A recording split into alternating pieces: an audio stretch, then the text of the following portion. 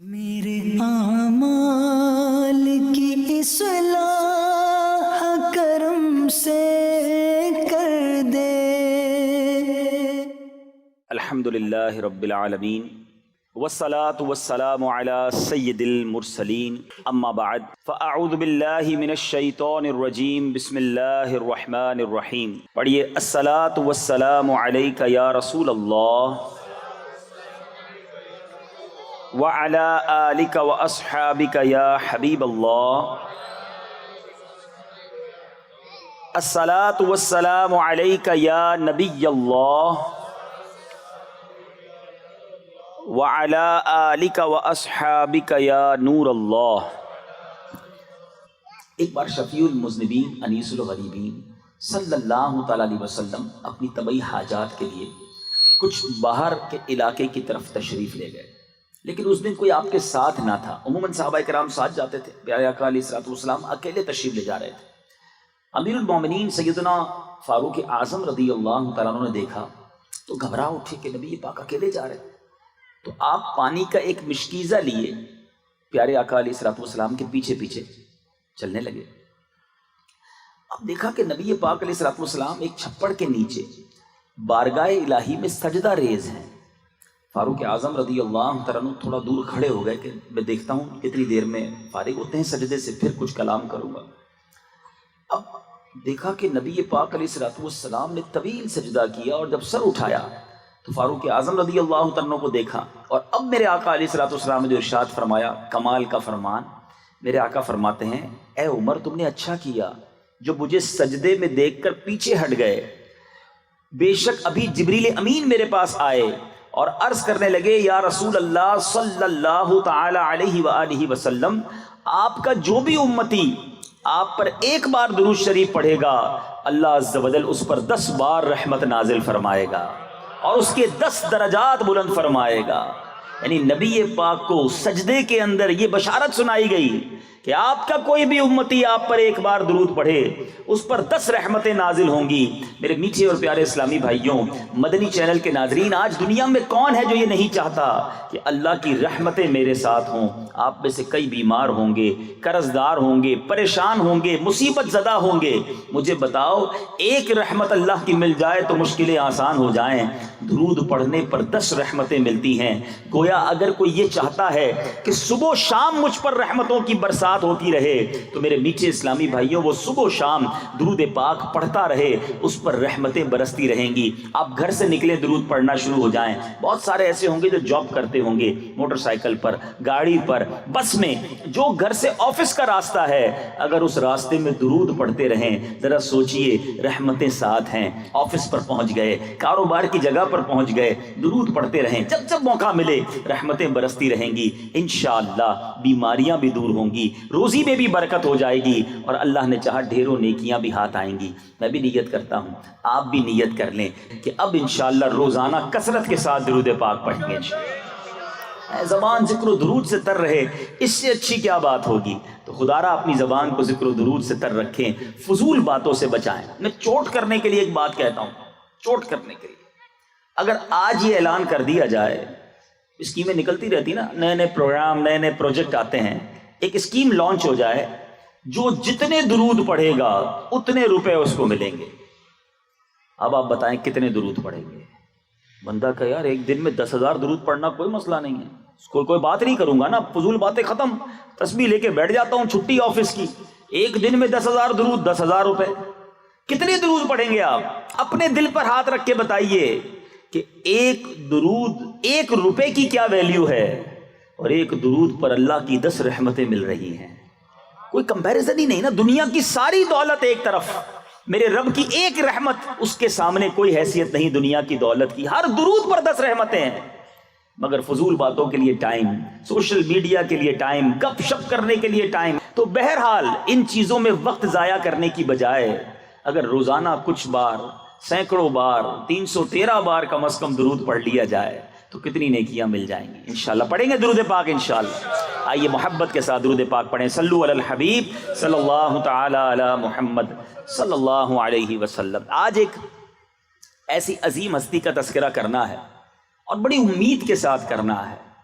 کیونکہ وہ ایک ایسی مبارک، ایسی عظیم، اتنی شاندار شخصیت کے مالک ہیں. اللہ کی بارگاہ میں ایسا مرتبہ ہے کہ انشاءاللہ ان کا تذکرہ کریں گے تو رحمتوں کا نزول شروع ہو جائے گا. علماء فرماتے ہیں کہ جہاں نیک لوگوں کا، اللہ کے پسندیدہ بندوں کا ذکر ہوتا ہے، وہاں رب کی رحمتوں کا نزول ہوتا ہے. اور آج تو واقعی ایسی عرفہ و اعلیٰ شخصیت کی بات کرنی ہے، ایمان بھی تازہ ہونا ہے، سیکھنے کو بھی بہت کچھ ملنا ہے، اور انشاءاللہ اپنے اپنے دامن رحمتوں سے بھر کر بھی جانیں. شخصیت کون ہے؟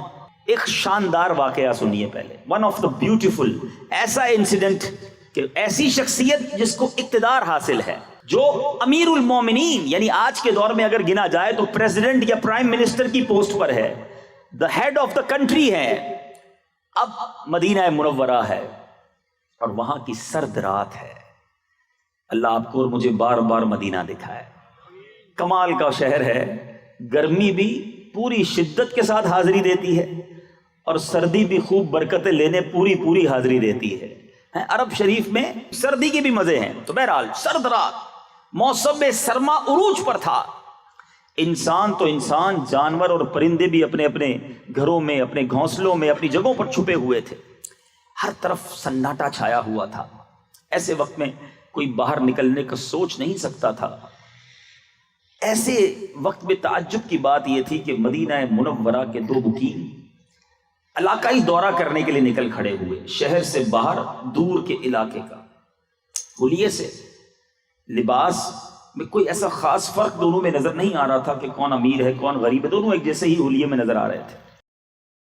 لیکن تھا ان میں سے ایک آقا، دوسرا غلام. مگر آقا اور غلام میں نہ لباس میں فرق، نہ جناب کوئی انداز میں فرق، دونوں ایک ساتھ چلتے ہوئے جا رہے تھے. اب مدینہ منورہ کی گلیوں کا مشاہدہ کرتے کرتے یہ دونوں 3 میل دور مشرق میں حرہ واقم تک نکل آئے. حرہ واقم یہ علاقہ ہے، وہاں چلے گئے. چلتے چلتے دونوں رک گئے، اور رکنے کی وجہ یہ تھی کہ انہوں نے دور ایک خیمہ دیکھا سناٹے کے اندر جس میں آگ جل رہی تھی. آقا نے اپنے خادم سے کہا کہ اسلم، اتنی سخت سردی میں یہاں کون ہو سکتا ہے؟ یونیک سی چیز تھی، ٹھنڈ کی رات، خیمے کے اندر آگ جل رہی. اسلم نے کہا آقا مجھے تو کوئی مسافر لگتا ہے یا کوئی قافلہ ہے جو سردی کی وجہ سے شاید یہی ٹھہر گئے. آؤ چل کر دیکھتے ہیں معاملہ کیا ہے. دونوں چلتے ہوئے جیسے خیمے میں پہنچے تو عجیب و غریب منظر تھا کہ وہ خیمہ نہیں بلکہ کوئی ٹوٹا پھوٹا کچا سا گھر تھا. اس میں کوئی قافلہ نہیں تھا بلکہ ایک خاتون ننھے منھے بچوں کے ساتھ مقیم تھی، جس نے چولہے پر ایک ہنڈیا چڑھائی ہوئی تھی اور جیسے کھانا پکا رہی ہو اس کے اوپر اس طرح ہاتھ ہلا رہی تھی جیسے کھانا پک رہا ہے. بچے مسلسل رو رہے تھے، غالباً بچوں کو بہت بھوک لگی تھی. آقا نے سلام کیا تو خاتون نے جواب توجہ سے نہ دیا، بغیر توجہ کیے سلام کا جواب دیا. آقا نے گھر میں داخل ہونے کی اجازت مانگی. کیا میں اندر آ سکتا ہوں؟ خاتون نے کہا اگر خیر کا ارادہ ہے تو آ جاؤ ورنہ پھر کوئی ضرورت نہیں ہے. غالباً وہ بہت دکھی تھی، بے رخی سے جواب دے رہی تھی، زمانے کی ستائی ہوئی خاتون تھی. اس نے خاتون سے استفسار کیا کہ اے خاتون یہ بچے کیوں رو رہے ہیں؟ تو خاتون نے کہا میں مدینہ منورہ کی رہائشی ہوں، بچوں کو شدید بھوک لگی ہے، یہ اسی وجہ سے رو رہے ہیں. آقا نے کہا ہنڈیا میں کیا ہے، کیا پکا رہی ہو؟ خاتون کہتی ہے میں نے بچوں کی دل بہلانے کے لیے آگ پر ہنڈیا تو رکھ دی ہے مگر صرف پانی ہے، میرے پاس کچھ نہیں ہے پکانے کو. میں اس لیے ہنڈیا چلا رہی ہوں کہ یہ روتے روتے تھک کر سو جائیں. آج بھی بھوکے سونا ہے، کئی دنوں کا فاقہ ہے، میں غریب خاتون ہوں، میرے پاس اخراجات نہیں کہ اپنے بچوں کو کھلا سکوں. لیکن امیر المومنین کو ہماری کوئی خبر نہیں. اس عورت نے اس آقا سے شکوہ کیا کہ میں اتنی تکلیف میں ہوں مگر ہمارے امیر المومنین کو کوئی خبر نہیں، ہم ان کے محکوم ہیں، ان کی رعایا ہیں، ان کا حق بنتا ہے کہ ہمارا خیال کریں. خیر جیسے تیسے زندگی تو گزر جائے گی مگر بروز قیامت امیر المومنین اور ہمارے درمیان اللہ ہی فیصلہ فرمائے گا، اور یقیناً آخرت کی پکڑ بہت سخت ہے. اس دخیاری خاتون نے گویا اپنے دل کا حال اس آقا کے سامنے رکھ دیا. آقا نے جب اس دخیاری عورت کا دکھ سنا تو آبدیدہ ہو گیا اور نرم لہجے میں کہنے لگا اے بی بی اللہ تم پر رحم کرے، تمہاری مصیبتیں اور پریشانیاں دور فرمائے، لیکن امیر المومنین کو کیا معلوم کہ تم کس حال میں ہو؟ خاتون نے سوالیہ لہجے میں کہا وہ ہمارا حاکم ہے اور ہم سے غافل ہے، اسے معلوم ہی نہیں کہ ہم کس حال میں ہیں۔ بہرحال آقا اس دکھیاری خاتون کی حالت زار سن کر گھر سے باہر آیا، اپنے خادم اسلم سے کہا جلدی چلو۔ دونوں تیزی سے چلتے ہوئے مدینہ منورہ کی اندرونی آبادی کی طرف گئے۔ اب جب سے آقا نے اس خاتون کی آپ بیتی سنی تھی، چہرے پہ سنجیدگی، گہری سوچ، تھوڑی دیر کے بعد وہ دونوں غلے کے گودام پر پہنچے۔ اس گودام پر بوری میں آٹا، کھجوریں، کچھ رقم کھانے پینے کی چیزیں ڈالی گئیں، اور آقا نے اپنے خادم اسلم سے کہا اسلم یہ بوری اٹھاؤ میرے کاندھے پہ ڈال دو۔ خادم نے کہا میں آپ کے ساتھ موجود ہوں، کاندھے پر اٹھانا میرا کام، آپ میرے آقا۔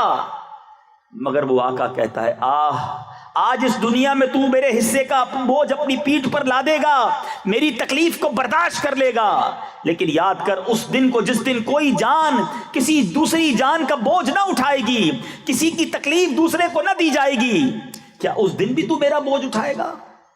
خادم اپنے آقا کا فکر آخرت سے بھرا ہوا جواب سن کر خاموش ہو گیا۔ حکم کی تعمیل کرتے ہوئے سارا سامان آقا کی پیٹھ پر لاٹ دیا گیا۔ دونوں ایک بار پھر مدینہ منورہ سے باہر اس دکھیاری خاتون کے گھر کی طرف جا رہے ہیں۔ کیسا منظر ہوگا، غلام ساتھ ہے مگر بوری آقا کے کاندھے پر ہے۔ یہ دونوں چلتے چلتے اس خاتون کے گھر پر پہنچے، سارا سامان اس خاتون کے گھر میں اتارا گیا۔ آقا نے کہا اس میں سے آٹا نکال لو، اس پر نمک ڈالو تاکہ آٹے سے بنایا جانے والا کھانا حریرہ بنایا جائے اور وہ میں بناؤں گا۔ آقا نے ہنڈیا پھونکنا شروع کی، آگ جلائی، یہاں تک کہ دھواں جو ہے وہ اس آقا کی داڑھی سے نکلنے لگا۔ آقا آگ بھی جلاتا رہا، کھانا بھی پکاتا رہا، بالآخر کھانا پک کر تیار ہو گیا۔ آقا نے اب ہنڈیا چولہے سے اتاری، خاتون سے کہا کوئی بڑا اور کھلا برتن لاؤ۔ ایک بڑا پیالہ لایا گیا، کھانا اس میں ڈالا گیا۔ جب کھانا ٹھنڈا ہو گیا تو اب آقا نے کیا کیا، بچوں کو اپنے قریب کر کے اپنے ہاتھوں سے ان بچوں کو کھلانا شروع کیا۔ سب بچوں کے پیٹ بھر گئے، بچے خوش ہو گئے۔ اب آقا نے کیا کیا، بچوں کی دل جوئی کے لیے ان کے ساتھ کھیلنا شروع کیا۔ بچوں کی خوشی میں مزید اضافہ ہو گیا، اب وہ کھیلتے کھیلتے سو گئے۔ آقا بقیہ کھانا اس خاتون کے پاس چھوڑ کر اپنے خادم اسلم کے پاس آ کر بیٹھا۔ اب ٹھنڈی سانس لی، قلبی سکون اسے ملا، بڑا بوجھ ایسا لگتا تھا اتر گیا ہے۔ اب وہ خاتون اس آقا کی طرف متوجہ ہوئی، تعارف نہیں ہوا تھا ابھی تک، اور بہت سارے ہو سکتے ہیں یہاں اسلامی بھائی بھی نہ جانتے ہوں یہ آقا کون، یہ خادم کون، یہ خاتون کون، یہ کون تھا جس کو اتنا خیال تھا۔ اے بدری چینل کے ناظرین سنیے، اب وہ خاتون پوچھتی ہے تم اتنے شفیق اور رحم دل ہو، اس مصیبت کی گھڑی میں تم نے ہماری مدد کی، میرے روتے ہوئے بچوں کے چہروں پر مسکراہٹ کے موتی بکھیرے، میں کس منہ سے تمہارا شکریہ ادا کروں؟ اللہ تمہیں اس کی بہتر جزا عطا فرمائے۔ حقیقت تو یہ ہے کہ تم ہی امیر المومنین بننے کے حقدار ہو۔ اسلم دیکھ رہا تھا کہ اب اس خاتون کے لہجے میں واضح فرق آ گیا ہے اور وہ دل سے بہت خوش دکھائی دے رہی ہے۔ اس آقا کی جگہ کوئی اور ہوتا خوشی سے پھولا نہ سماتا، لوگوں پہ جا کر سینہ چوڑا کر کے اپنا کارنامہ بیان کرتا، لیکن اس آقا نے ان تعریفی کلمات پر کوئی توجہ نہ دی اور کہا کہ اے بی بی جیسا تم کہہ رہی ہو ایسا بالکل نہیں، میں اور امیر المومنین بننے کا حقدار، یہ تو بڑی عجیب بات ہے۔ ہاں ایک بات ضرور ہے کہ اگر تم کبھی امیر المومنین کے دربار میں آؤ گی تو مجھے وہاں ضرور دیکھو گی۔ پھر آقا اللہ کا شکر ادا کرتے ہوئے اپنے خادم اسلم کی طرف متوجہ ہو کر کہنے لگا اے اسلم، بھوک نے ان ننھے منھے بچوں کو جگا رکھا تھا اور بھوک ہی مسلسل انہیں رلا رہی تھی، میں نے ان کی یہ حالت دیکھی تو مجھے اپنے بچے یاد آ گئے، میں نے اپنے دل میں تہیہ کر لیا جب تک ان بچوں کی بھوک کو شکم سیری، رونے کو ہنسنے اور ان کے غم کو خوشی اور مسرت میں تبدیل نہ کر دوں تب تک چین سے نہ بیٹھوں گا، نہ ہی واپس اپنے گھر جاؤں گا۔ اللہ کا شکر ہے میں اپنے مقصد میں کامیاب ہو گیا۔ اے میرے میٹھے اسلامی بھائیوں، سوچئے تو صحیح، سب کے ذہنوں میں یہ سوال پیدا ہوگا کہ مدینہ منورہ کی سرد رات میں یہ کون تھا، اپنے خادم کے ساتھ شہر کا دورہ کرنے والی یہ شخصیت کون تھی، یہ کون تھا کہ جس نے خادم اور آقا کا امتیاز ختم کیا، یہ کون تھا جو اپنے خادم کے ساتھ بھی حسن اخلاق سے پیش آتا تھا؟ آقا علیہ الصلوۃ والسلام کی امت کی خیر خواہی کا جذبہ کیسا کوٹ کوٹ کر بھرا تھا؟ یہ کون تھا جس نے رات گئے ایک غریب اور نادار عورت اور اس کے روتے بچوں میں خوشیاں تقسیم کی، ہر لفظ سے جس کے خوف خدا ظاہر ہوتا تھا؟ یہ کون تھا جس نے بچوں کو اپنے ہاتھوں سے کھانا کھلایا، جس نے بچوں کے ساتھ کھیل کر ان کی دل جوئی کی، انہیں خوش کیا، جس کے عمل کو دیکھ کر وہ خاتون بے ساختہ پکار اٹھی کہ تم ہی امیر المومنین بننے کے حقدار ہو؟ جی ہاں میرے میٹھے اسلامی بھائیوں، آقا علیہ الصلوۃ والسلام کی دکھیاری امت کی خیر خواہی کا عظیم جذبہ رکھنے والا یہ شخص کوئی اور نہیں بلکہ خلیفہ ثانی امیر المومنین سیدنا فاروق اعظم رضی اللہ تعالیٰ عنہ ہے۔ یہ سیدنا عمر فاروق اعظم رضی اللہ تعالیٰ عنہ ہیں جن کی زندگی میں ایسے ایک نہیں بیسیوں واقعات ہیں۔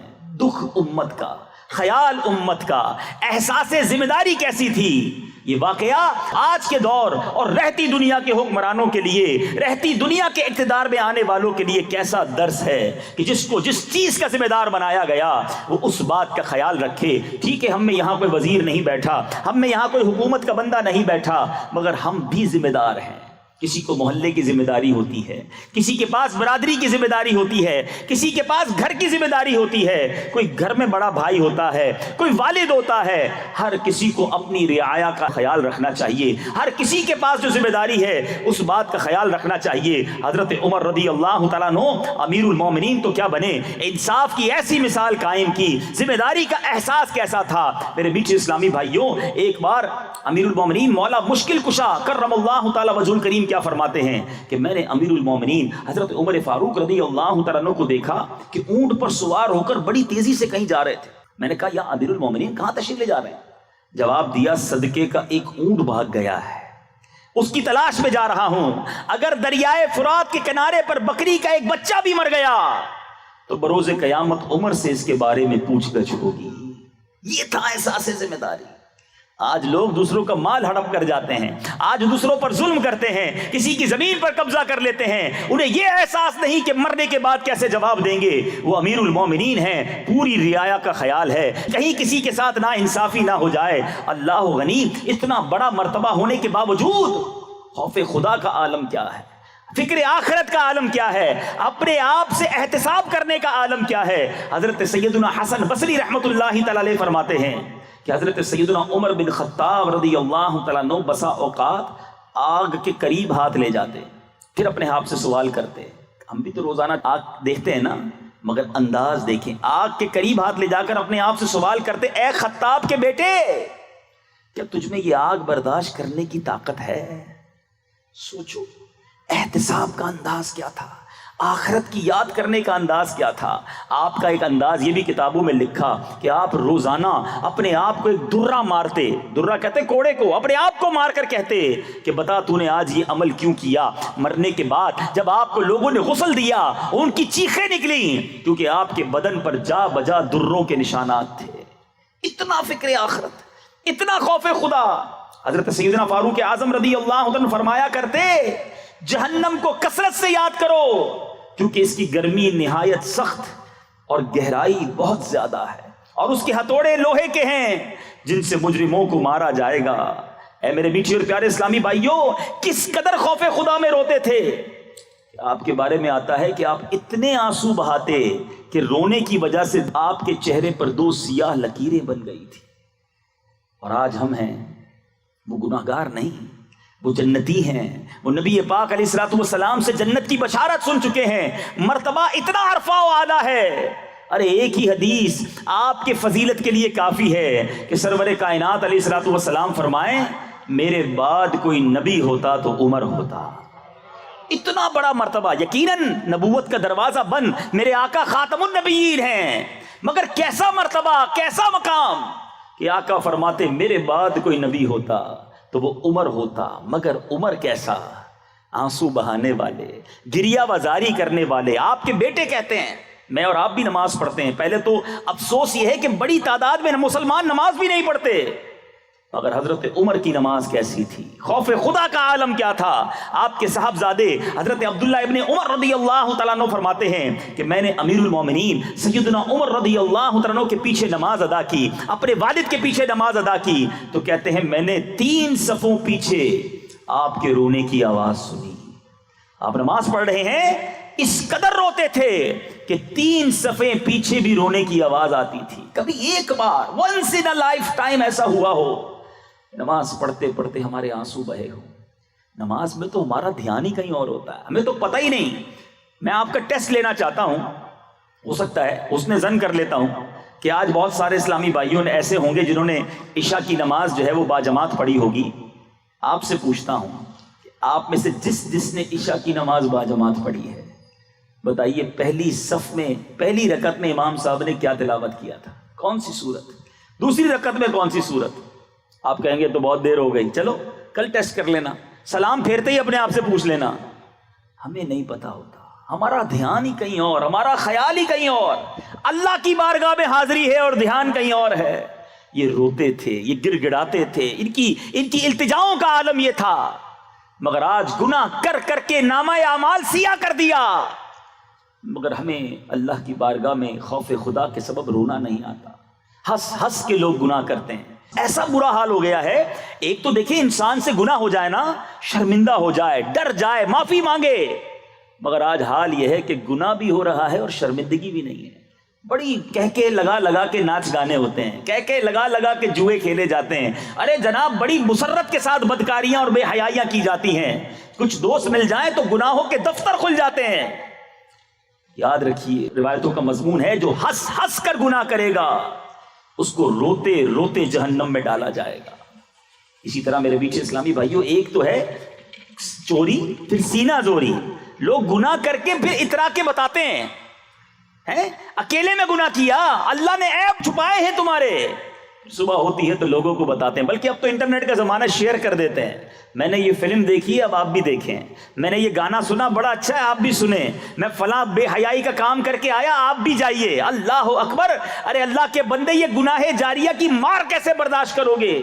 کام وہ کرنے ہیں زندگی میں جو ثواب جاریہ والے ہوں، کوئی ایسی نیکی کر جاؤں کہ میری وجہ سے دوسرے بھی کرنے والے بنے۔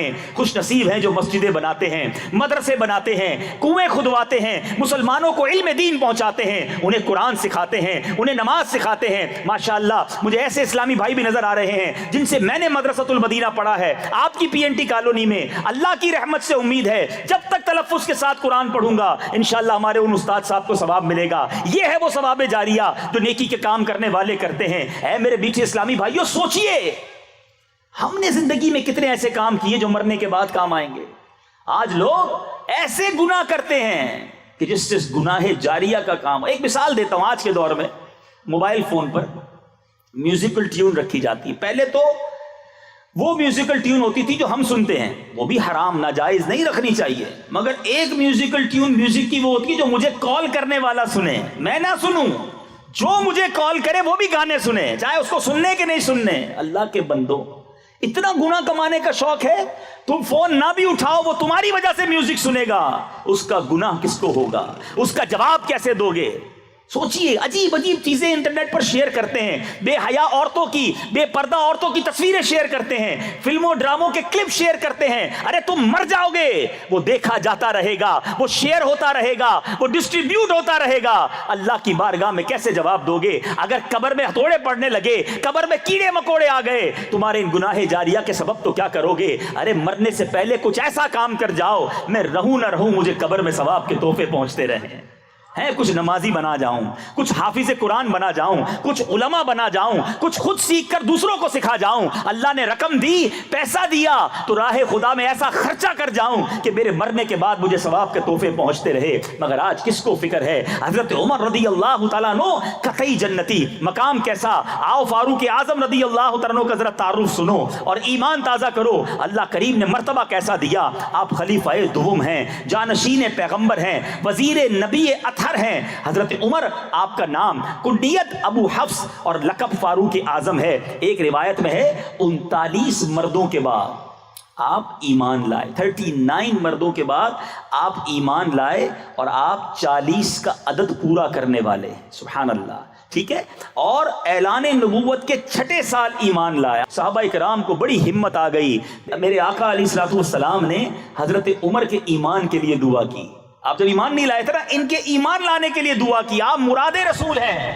بڑا ظلم، بڑا ستم تھا اس وقت، مسلمان چھپ چھپ کر نماز پڑھتے تھے۔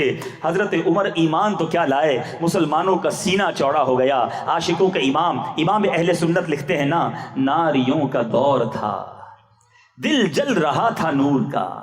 ناری کہتے ہیں جہنمی، وہ لوگ جو تکلیف پہنچانے والے، اسلام دشمن۔ ناریوں کا دور تھا، دل جل رہا تھا نور کا، تم کو دیکھا ہو گیا ٹھنڈا کلیجہ نور کا۔ آقا نے جب دیکھا کہ حضرت عمر ایمان لائے، نبی پاک بھی بہت خوش ہوئے۔ اور یہ شخصیت کیسی ہیں، تھوڑے عرصے پہلے، کچھ گھنٹوں پہلے، کچھ دنوں پہلے تو تمنا یہ تھی، معاذ اللہ نبی پاک علیہ الصلوۃ والسلام کو شہید کر دوں گا، تلوار ہاتھ میں لے کر گھوما کرتے تھے۔ جیسے ہی ایمان لائے، دیکھیے میرے آقا کی ذات کیسی ہے۔ دنیا میں ایسا کوئی شخصیت، کوئی ایسی مثال نہیں ملتی کہ جس کو مارنے کے لیے، جس کی جان لینے کوئی آتا ہو اور ان کا دیدار کر کے ان کے قدموں پر جان دینے والا بن جاتا ہو۔ نبی پاک کے ساتھ کئی بار ایسا ہوا کہ لوگ گرفتار کرنے آتے تھے، مگر جلوہ جانا دیکھتے تھے، آقا کے عشق میں گرفتار ہو جاتے تھے۔ حضرت عمر کے ساتھ بھی ایسا ہوا، تلوار ہاتھ میں ہے اور ارادہ یہ ہے کہ نبی پاک علیہ الصلوۃ والسلام کو معاذ اللہ شہید کرنا ہے، مگر جب جلوہ جانا دیکھا، پیارے آقا نے دعوت دی، کلمہ پڑھا، اسلام قبول کیا، اور ویری فرسٹ ٹائم جیسے ہی اسلام قبول کرتے ہیں، کہتے ہیں یا رسول اللہ، پہلے تو یہ تھا کہ کفار مکہ کہ ساتھ میں جب تھا تو میں کہا کرتا تھا دیکھتا ہوں مسلمان نماز کیسے حرم میں ادا کرتے ہیں، آج میں دیکھتا ہوں مسلمانوں کو نماز پڑھنے سے کون روکتا ہے۔ Look at the revolution, look at the انقلاب کیسا تھا۔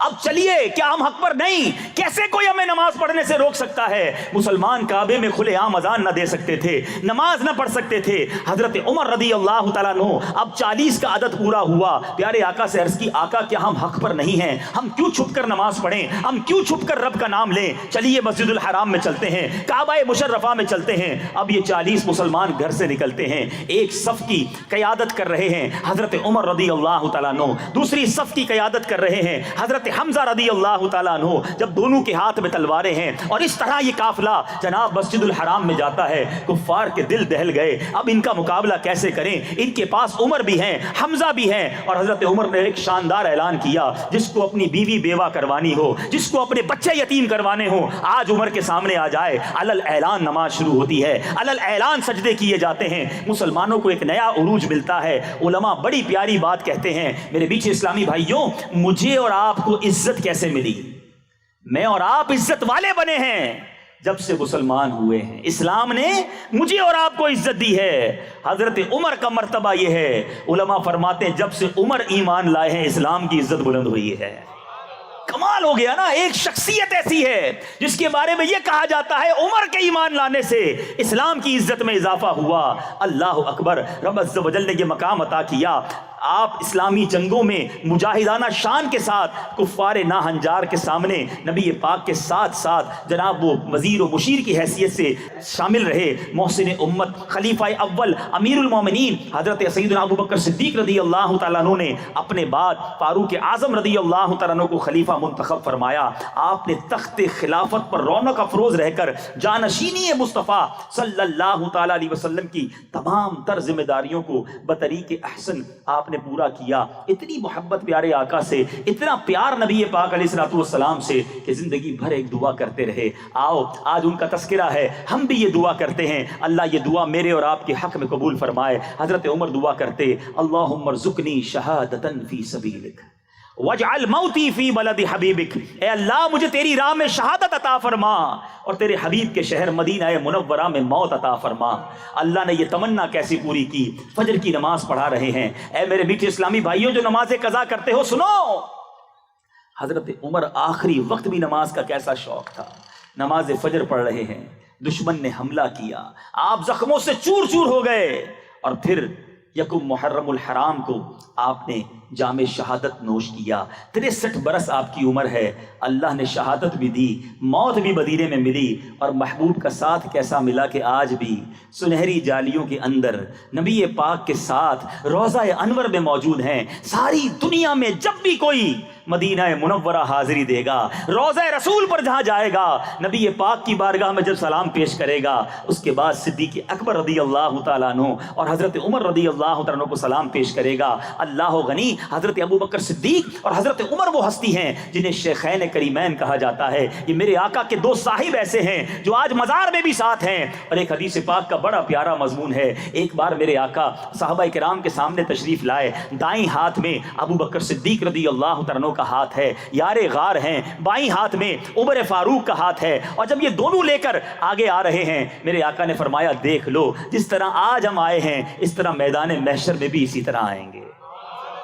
کیا کمال ہے، کیا ہستی ہے، کیا مرتبہ ہے، سبحان اللہ سبحان اللہ۔ اے میرے میٹھے اسلامی بھائیوں، ان مبارک مزارات کے بارے میں سبحان اللہ اعلیٰ حضرت کتنی پیاری بات فرماتے ہیں، فرماتے ہیں محبوب رب عرش ہے اس سبز میں۔ روضہ انور کا منظر ذرا سوچو، میرے آقا ہیں گنبد خضرا کے مکین، فاروق اعظم ہیں، صدیق اکبر موجود ہیں، پہلے پیارے آقا کے پہلو میں سیدنا ابو بکر صدیق کا مزار، سیدنا ابو بکر صدیق کے پہلو میں فاروق اعظم رضی اللہ تعالیٰ عنہ کا مزار۔ اور ایک اور ایمان افروز بات بتاؤں، ایک اور ہستی ہے جو دنیا میں آنے والی ہیں، جن کا مزار سنہری جالیوں کے پیچھے بنے گا، گنبد خضرا کے نیچے وہ بھی دفن ہوں گے، اور وہ حضرت عیسیٰ علیہ الصلوۃ والسلام ہیں۔ جب قیامت سے پہلے وہ تشریف لائیں گے، جتنا عرصہ دنیا میں گزاریں گے، جب وہ دنیا سے پردہ فرمائیں گے تو نبی پاک کے ساتھ روضہ انور کے اندر ہوں گے۔ اب ذرا سوچئے، اعلیٰ حضرت کہتے ہیں بتاؤں اس گنبد کے نیچے کیا ہے؟ فرماتے محبوب رب عرش ہے، عرش کا عرش والے مالک کا محبوب، وہ کہاں ہیں؟ اس سبز قبہ میں، محبوب رب عرش ہیں اس سبز پہلو میں جلوہ گاہ عتیق و عمر کی ہے۔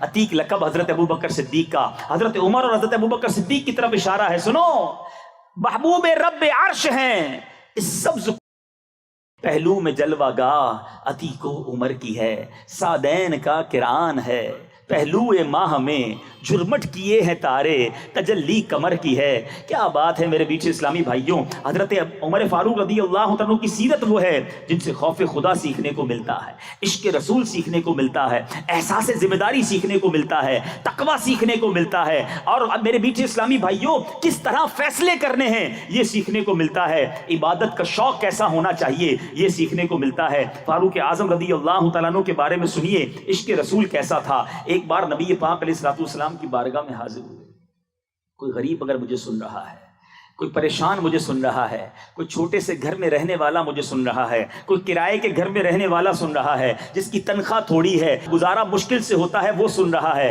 سنو، میں کسی اور کی بات نہیں کر رہا، مالک کے جنت کی بات کر رہا ہوں، اس آقا کی بات کر رہا ہوں جو رب کے حبیب ہیں۔ ان کا مرتبہ کیا ہے پوچھو میرے امام سے، کہتے ہیں فرش والے تیری شوکت کا علوم کیا جانے، آقا ہم فرش والے تیری شوکت کا علوم کیا جانے، خسروا عرش پہ اڑتا ہے پھریرا تیرا، اس آقا کی بات کر رہا ہوں۔ فاروق اعظم نبی پاک کے آشانے میں تشریف لے گئے، آقا آرام کر رہے ہیں، پیارے آقا نے جو آرام کیا تھا نا، جس چٹائی پر آرام کر رہے تھے اس پر کوئی کپڑا نہ بچھا ہوا تھا، آپ کے سر مبارک کے نیچے چمڑے کا ایک تکیہ تھا جس میں کھجور کی چھال بھری ہوئی تھی، آقا علیہ الصلوۃ والسلام کے مقدس قدموں کی طرف سلم درختوں کے پتوں کا ڈھیر پڑا ہوا تھا، سر اقدس کے پاس چمڑا لٹک رہا تھا، آقا کھڑے ہوئے تو آپ کے جسم اقدس پر چٹائی کے نشان تھے، یہ دیکھ کر فاروق اعظم رونے لگے، زارو کتار رو کر عرض کرتے ہیں یا رسول اللہ صلی اللہ تعالی علیہ وسلم، جب میرے آقا نے دیکھا کہ عمر رو رہے ہیں،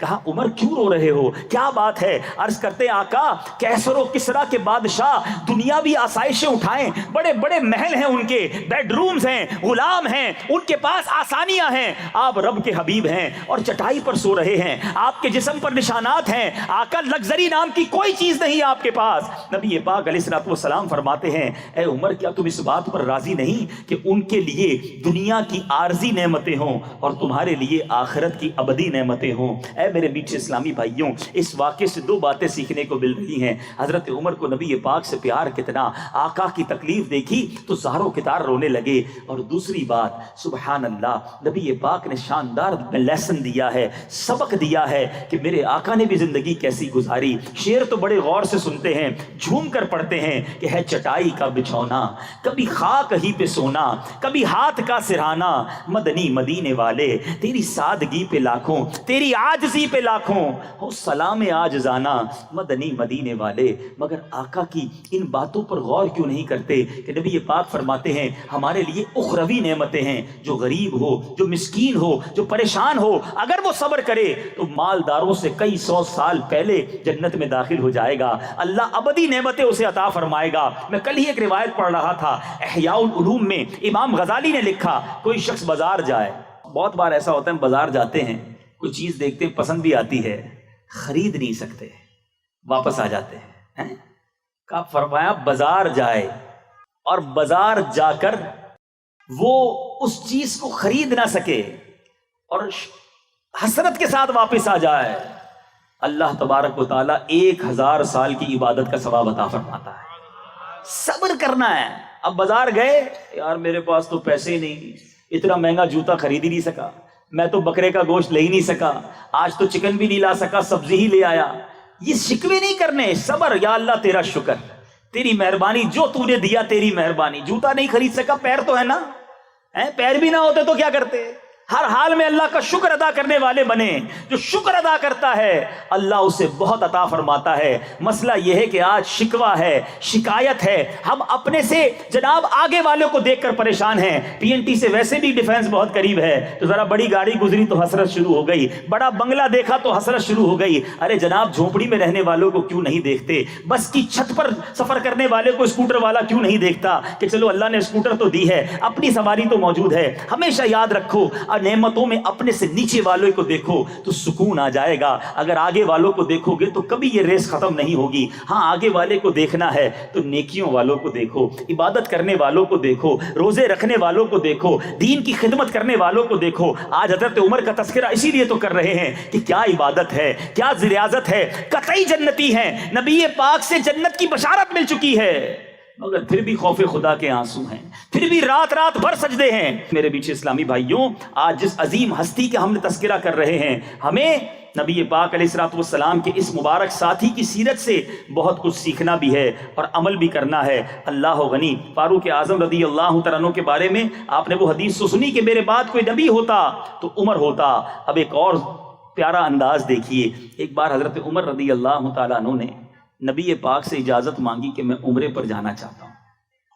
پیارے آقا سے، پیارے آقا علیہ الصلوۃ والسلام نے اجازت دیتے ہوئے ارشاد فرمایا، اے میرے بھائی ہمیں اپنی دعا میں نہ بھول جانا۔ کونین کے والی نبی پاک اپنے صحابی سے کہہ رہے ہیں کہ میرے لیے دعا کرنا۔ بعض روایات میں یوں بھی آیا کہ اے میرے بھائی اپنی دعا میں ہمیں بھی شامل رکھنا۔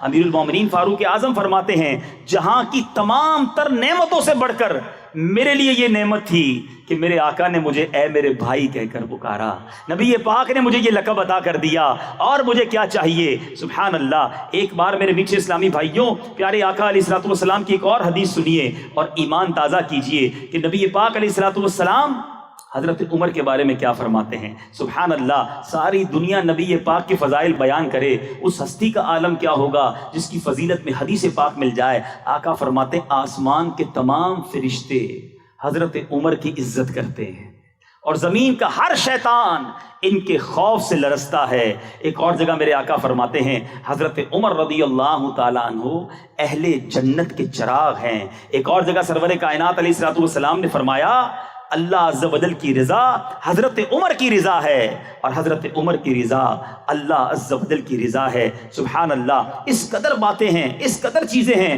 کہ ایمان تازہ ہو جائے کہ کیسے کیسے کرامت اور فضائل رب نے عطا فرمائے۔ اہل مصر کرامتیں کیسی، ایک کرامت سنیے، ایمان تازہ کیجیے۔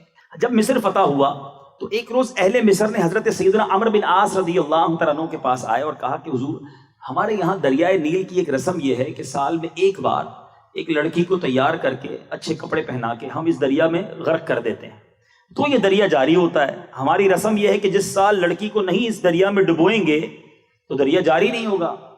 تو حضرت عمرو بن عاص صحابی رسول نے کہا یہ تو ممکن ہی نہیں ہے، یہ کیسے ہو سکتا ہے، ایسی رسم اسلام اجازت نہیں دیتا۔ لوگوں نے کہا حضرت نہیں کریں گے تو پانی نیچے چلا جائے گا۔ نہیں، بالکل نہیں جائے گا۔ آپ نے خط لکھا حضرت عمر کو کہ حضور ہمارے مصر میں ایسی رسم ہے اور یہاں تو لوگ کہتے ہیں جب تک لڑکی کو غرق نہیں کیا جائے گا دریائے نیل جاری نہیں ہوگا۔ کرامت دیکھو، حضرت عمر خود نہیں گئے، ایک خط لکھا۔ کس کے نام خط لکھا؟ دریائے نیل کے نام خط لکھا۔ کوئی دریا کے نام بھی خط لکھتا ہے؟ مگر چاہیں تو اشاروں سے اپنے کایا ہی پلٹ دیں دنیا کی، چاہیں تو اشاروں سے اپنے کایا ہی پلٹ دیں دنیا کی، یہ شان ہے ان کے غلاموں کی، سرکار کا عالم کیا ہوگا جس وقت خدمت میں ان کی بو بکر عمر عثمان و علی، اس وقت رسول اکرم کے دربار کا عالم کیا ہوگا۔ ذرا سوچئے، حضرت عمر نے خط لکھا دریائے نیل کے نام، حضرت عمر بن عاص کو بھیجا۔ اس خط میں کیا لکھا تھا کہ اے دریائے نیل، اگر تو اللہ کے حکم سے چلتا ہے تو جاری ہو جا، اور اگر اللہ کے حکم سے نہیں چلتا تو پھر ہمیں تمہاری کوئی پرواہ نہیں۔